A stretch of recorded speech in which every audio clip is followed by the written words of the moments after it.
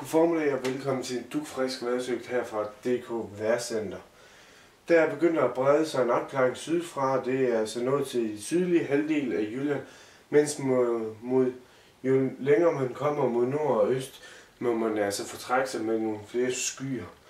Temperaturen mellem +1 og ned til 4-5 graders frost, og vindene kommer især i de sydlige egne fra østlige retninger, og så i de sydlige egne op til hård vind. Jo længere vi kommer mod nord, jo mindre blæsende bliver det. Og med disse temperaturer, så er der så risiko for rimelig glatte veje.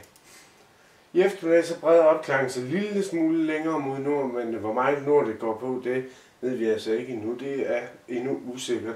Men jo længst mod sydvest, f.eks. ved Esbjerg-kanten, der kan vi forvente en hel del sol. Længst mod nord, der er der altså stadigvæk overskyet. Temperaturen mellem 1 plusgrad og -2 grader. Og vindene kommer fra østlige retninger, og især de sydlige egne stadigvæk op til hård vind, især ved Østersøen. Op i de nordlige egne bare en let til frisk vind.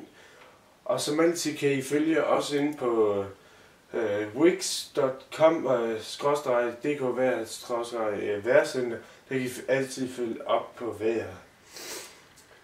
Og så lige mandag, tirsdag og onsdag, det ser ud til, at det holder mest tørt, og der er især tirsdag og onsdag plads til en helt lille sol.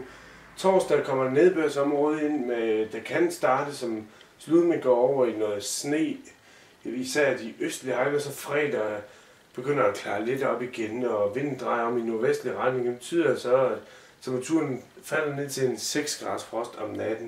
De første par dage op omkring 3-4 grader, men så stiger den her torsdag og fredag med op omkring 4-5 graders varme om dagen, og så om natten ned til 7-8 graders frost, men jo længere hen i perioden vi kommer, jo varmere bliver det.